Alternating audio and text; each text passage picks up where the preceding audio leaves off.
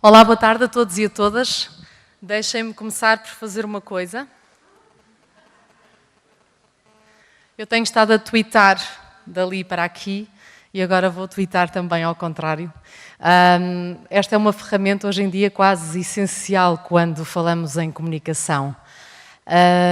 E a história do Twitter é muito engraçada e, sobretudo, a importância que o Twitter veio trazer para a comunicação.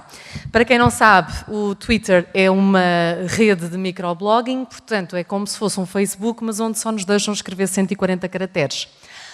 O que é muito curioso, porque 140 caracteres é mais ou menos como termos 18 minutos para falar. É ali, chega ali e acaba. E este tem sido uma experiência curiosa a ponto de um diretor de um jornal britânico ter pedido a presença, queria, aliás, contratar mais jornalistas e disse a única maneira que eu vou receber currículos é através do Twitter. Portanto, ou me mandam um tweet com o vosso currículo e eu entendo que em 140 caracteres um bom jornalista assume que é um bom jornalista, porque consegue cumprir as 3 regras básicas daquilo que um jornalista aquilo que um jornalista deve ter em conta quando faz um artigo. Tem que ser claro, concreto e conciso. E por isso mesmo, quando me pedem um currículo, hoje em dia eu envio o meu tweet. Para além de ser @FernandaFreitas, é a minha conta, quem quiser esteja à vontade para seguir. Eu digo basicamente que sou mãe, jornalista, voluntária, gosto de gatos, de viajar e de livros. E este meu tweet define aquilo que eu sou. A parte dos gatos nem vale a pena explicar, quem tem animais de estimação sabe o que quer dizer. As viagens acho que também. A parte dos livros leva-me para... O meu tema sim é voluntariado, já lá chego, mas é através dos livros que eu chego ao voluntariado. Eu sou voluntária há 7 anos em hospitais pediátricos e a minha tarefa, porque eu acho que um voluntário só é verdadeiramente voluntário quando descobre o voluntariado feito à sua medida, a minha tarefa é ser contadora de histórias. Eu gosto de contar histórias, sejam elas verdadeiras, no meu programa, ou sejam elas fictícias, que é o que eu faço depois nas aulas pediátricas, nomeadamente do IPO, que é onde eu trabalho durante mais horas no meu ano. E é muito curioso como é que os livros servem para chegar mais depressa às pessoas e às crianças. Há muitos livros que me ajudam a contar histórias, mas há um livro em particular, que é este, que me ajuda, sobretudo porque é um livro especial. Ali de cima, se calhar, não vão perceber, mas vou mostrar à Teresa com mais carinho. É um livro com um buraco. Isto é uma televisão e assim os miúdos percebem que eu estou na televisão. E cá fora da televisão também. Já viram que curioso? Eu não conheço o autor, mas ele pôs um gato a ver televisão. Pronto, o tweet já faz mais sentido, não é? Esta história dos livros e de contar histórias trouxe-me de facto ao voluntariado. É assim que eu sou voluntária. Já tentei, confesso, outro tipo de voluntariado com o qual não me identifico. Faço este voluntariado formal, por assim dizer, contando histórias às crianças na pediatria, e depois faço um outro tipo de voluntariado mais pontual. Acontece, por exemplo, 2 vezes por ano no Banco Alimentar, e obrigada para os que contribuíram, a todos aqueles que contribuíram hoje. Faço também voluntariado redigindo newsletters para instituições que não podem pagar a uma agência de comunicação. Faço pontes, portanto, sou também engenheira voluntária. Faço pontes entre instituições e eventuais patrocinadores. Portanto, no fundo, o nosso trabalho de voluntariado às vezes é muito mais do que aquilo que nós imaginamos. E é muito curioso que a maior parte das pessoas até já é voluntário, mas acha que faz as coisas por carolice. E este Ano Europeu do Voluntariado, e é por isso que eu estou cá hoje, e obrigada também pelo desafio, este Ano Europeu do Voluntariado tem trazido, digamos, à tona uma quantidade de gente que já era voluntária, mas achava que não era. Estou a lembrar-me, por exemplo, dos pais. As associações de pais têm X% dos pais que integram aquela comunidade escolar e que normalmente organizam-se em grupo, com horas marcadas, fazem reuniões, escolhem aquelas que vão ser as atividades para angariar fundos, fazer rifas, fazer biscoitos, para depois promover uma festa de final do ano ou um passeio para os seus miúdos. E fazem isto de uma forma comprometida. Logo, são voluntários, não falham, têm prazer naquilo que estão a fazer, estão a contribuir para o bem da sua comunidade. Os escoteiros, a mesma coisa, etc, etc, etc. E quando eu pergunto numa sala como esta, quem é que já é voluntário? E há muitas mãos que já se começam a levantar, o que é bom. Pergunto aos outros e não são porquê? Ou será que não são? Se pensarem bem, não é? Se calhar, pelo menos uma vez por ano, ações que surgem pontualmente, do limpar Portugal, limpar as praias, do ajudar os nossos filhos numa atividade para a escola, mas depois, para além dos filhos, ajudamos os colegas deles. Será que, no fundo, não temos todos este prazer em dar, este prazer em partilhar sem receber nada em troca?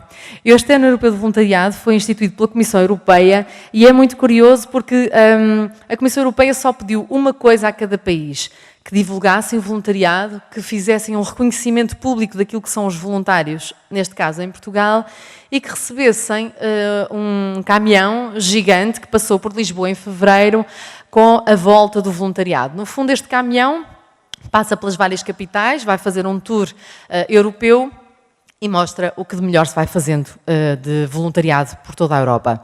Como eu sou do Porto, eu tive este drama e disse, então, mas algum dia acham que a volta vai só passar por Lisboa? E pedi autorização para fazer no Porto. Pois, mas o caminhão não pode ir ao Porto. Pois, mas a malta faz sem caminhão. E o que é certo é que depois do Porto fomos para Braga, depois de Braga fomos para Santarém, depois de Santarém viemos para Lamego, depois de Lamego viemos para Coimbra, depois de Coimbra, etc, etc. E quando demos por ela, Portugal estava a fazer não uma, mas quase 30 voltas do voluntariado. E isto mais nenhum país europeu conseguiu fazer. E por isso é que há cerca de um mês fomos considerados por uma entidade que presta, uma empresa que faz auditoria para a Comissão Europeia, fomos considerados o país que melhor está a promover o Ano Europeu do Voluntariado. Eu fiquei muito satisfeita, até porque, como prenda de anos, calhou, tive que ir à BBC em Londres falar sobre o assunto. Foi mesmo prenda de anos. Eles não sabiam, mas eu depois disse, pronto, olha, vocês não sabem, mas acabam de me dar uma belíssima prenda de anos. Depois eu digo quantos. Mas é curioso que o mais engraçado foi, de facto, e eu vou voltar ao Twitter, foi, de facto, perceber que o que está mal não é saber quantos é que fazem voluntariado ou que tipo de voluntariado é que se vai fazendo. O que faz falta é informar a malta. Porque a malta não está informada do que é ser voluntário, fazer voluntariado. Quando saírem, lá fora estão algumas das entidades onde podem perguntar o que é isto de ser voluntário, como é que eu posso ajudar? Porque está lá fora o Banco Alimentar com voluntários, vi a Liga Portuguesa contra o Cancro, que também está lá fora, vi outras instituições, federações, etc. Às vezes o que é preciso é mesmo ter coragem, num dia como hoje, em que tanta gente se está a levantar para se indignar, às vezes também é preciso levantar para fazer uma simples pergunta, não é? Que é, precisas de ajuda? Atravessar a rua. Porque há aquele estereótipo de que os voluntários são ou reformados, que já não têm mais nada para fazer e, portanto, vão ajudar a dar os pequenos almoços aos doentes nos hospitais, ou pessoas que largam tudo e vão para um país do outro lado do mundo, nomeadamente para a África, numa entrega de missionário. Claro que são. São esses. Obrigada por esses existirem. Mas há também os outros, os que fazem voluntariado com animais, os que fazem voluntariado pela natureza, os que fazem voluntariado com azulejos. Aqui em Coimbra há um processo extraordinário de voluntários que se inscrevem na biblioteca para fazerem audioleituras, não é? Umas leituras que são gravadas e depois são partilhadas com as pessoas que não conseguem ler livros. E, portanto, eu sei que esse foi um projeto que era suposto começar de uma forma muito pequenina e, de repente, teve uma invasão de voluntários a querer fazer isto. Portanto, há muitas formas de fazer voluntariado. E eu tenho, ao longo destes dias, que já são quase 320, encontrado muita gente de muitas idades.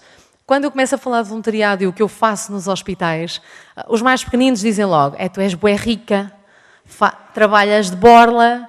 E se trabalhas de borla é porque és bué rica, porque ninguém trabalha de borla, não é? Então eu aí tenho que explicar. Depois os mais crescidos olham para mim com aquele ar de és um bocado totó, porque trabalhas de borla. Portanto, eu fico sempre na dúvida, não é? Entre o bué rico e o bué totó, onde é que eu quero estar, não é? Mas eu estou bem onde estou. De facto, esta experiência de presidir ao Ano Europeu de Voluntariado tem-me permitido fazer esta volta do voluntariado e conhecer pessoas extraordinárias de várias idades. Pessoas que, muito pequeninas, inscrevem-se em atividades de voluntariado sem saber muito bem escrever voluntariado. Isto é verdade. Passou-se no Montijo com uma jovem que me contou: a primeira vez que eu ouvi falar em voluntariado foi na catequese e disseram que eram precisos voluntários para ajudar a distribuir os cabazes de Natal. E eu escrevi lá o meu nome, Marisa Correia. E depois, passados uns dias, vieram à porta de casa e bateram e a minha mãe abriu a porta e disse: está cá a Marisa Correia, é que é a altura dos voluntários se juntarem. E apareceu a Marisa, com 6 anos.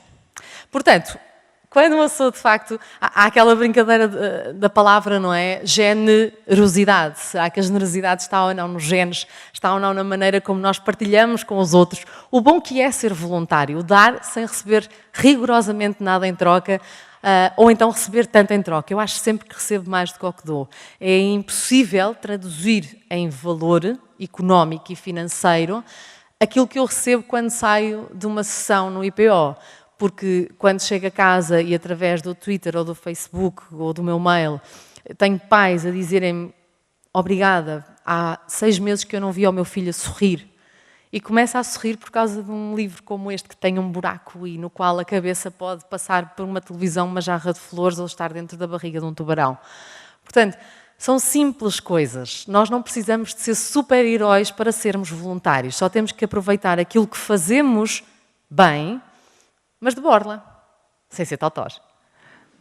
Eu quando digo sem ser totós é porque há sempre quem me pergunta: mas não achas que os voluntários estão a roubar trabalho às pessoas? É tal meia hora, não é? Não. Não acho. Não acho, porque um voluntário que é voluntário, que tem a sua formação, sabe exatamente até onde pode ir. Sabe quais são os seus 18 minutos. Não ultrapassa. Não ultrapassa. Porque eu tenho formação em suporte básico de vida, mas nunca, num ambiente como o IPO, eu ia, por exemplo, promover uma estratégia. Imaginem que estamos a contar a história e um miúdo está a comer qualquer coisa e se engasga. Eu não posso ter a arrogância de achar que, por ser voluntária, estar à beira das crianças e saber fazer aquela manobra de expulsão de objetos estranhos, que posso fazer isso a uma criança que está no IPO. Porque ele pode ter uma sonda, que eu não sei. Portanto, a minha formação diz-me, em ambiente hospitalar, não faças nada sem perguntar aos médicos. E há quem, por exemplo, há muito pouco tempo tenha partilhado uma história muito parecida com esta. Havia um senhor que estava numa maca a pedir uma almofada. E o voluntário, claro, aquela coisa do bora lá ajudar, não é? Ia pegar na almofada, até que soou o nosso grilinho falante que disse: não faças nada sem perguntar a um médico ou um enfermeiro. E, de facto, o senhor estava com a cervical um bocadinho fraturada, pelo que mexer a cabeça para pôr uma almofada poderia significar uma paralisia total. Estas formações são fundamentais quando queremos ser voluntários integrados num determinado projeto.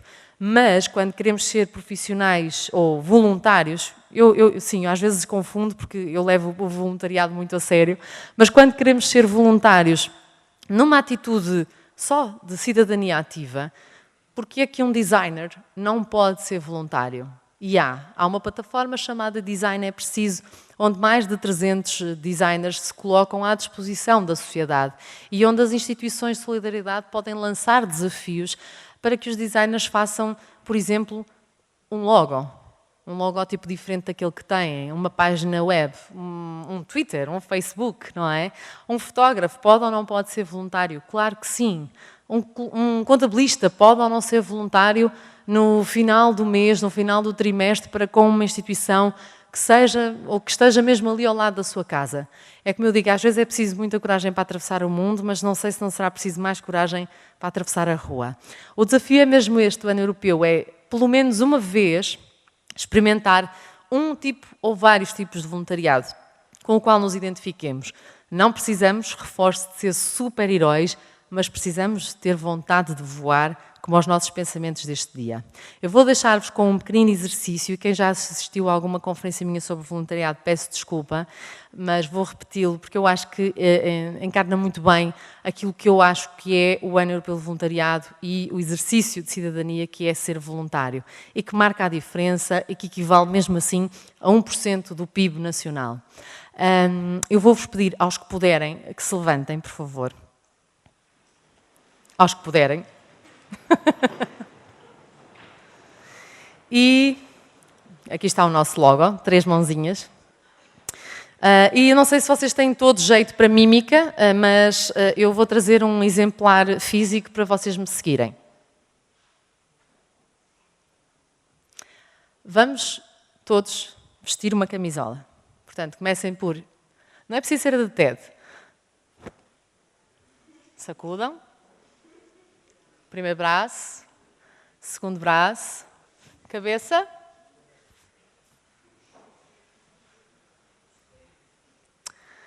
Ajeitem o cabelo, os que têm cabelo comprido. Rodem o vosso corpo todo para a vossa esquerda. Que é aquela, que é a minha direita. Ok? Olá, em cima. Olá. Agora rodem de novo, outra vez, sobre a vossa esquerda e digam olá, lá para cima. Quem tiver pessoas em cima, ou digam olá às paredes. Confessem qualquer coisa às paredes. Virem-se outra vez. Não há bem ninguém, há umas paredes. Agora virem-se para mim, venham, podem ver também o meu cabelo. E agora olhem para o lado e cumprimentem a pessoa que está ao vosso lado.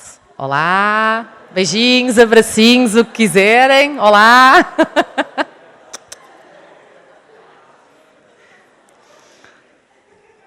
A minha perspectiva no Ano Europeu do Voluntariado é esta. É desafiar as pessoas a sair da sua zona de conforto e vestir uma camisola.